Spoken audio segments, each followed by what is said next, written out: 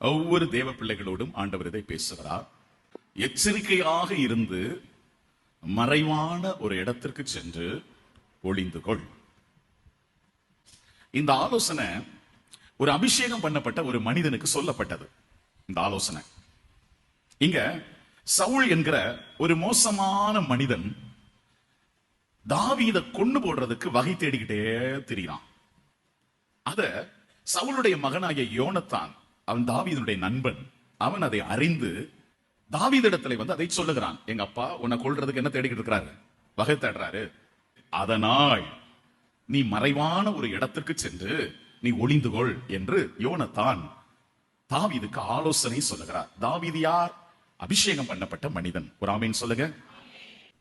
நாம சில சூழ்நிலைகள் நமக்கு வரும்போது அதை சரியா புரிஞ்சுக்கிட்டு நாம மறைவான ஒரு இடத்துல போய் இருக்கிறது நல்லது. ஒரு ஆவிக்குரிய பிள்ளை தனக்கு வரக்கூடிய சூழ்நிலையினுடைய ஆபத்தை புரிஞ்சுக்கிடணும். இந்த சூழ்நிலையில நான் இருந்துகிட்டே இருந்தா இந்த சூழ்நிலையில மறைவா இருக்கிற ஆவி என்னை அழிச்சுன்னு கண்டுபிடிக்க தெரியணும்.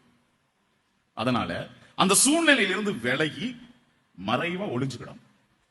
இது ஒரு ஆவிக்குரிய தேவ பிள்ளைகள் ஒவ்வொருவருக்கும் இருக்க வேண்டிய பேசிக்கான ஞானம். இந்த ஒரு அறிவுரைய நமக்கு சிலுவநாதர் கிருபையா கொடுக்கிறாருன்னு நான் நினைக்கிறேன்.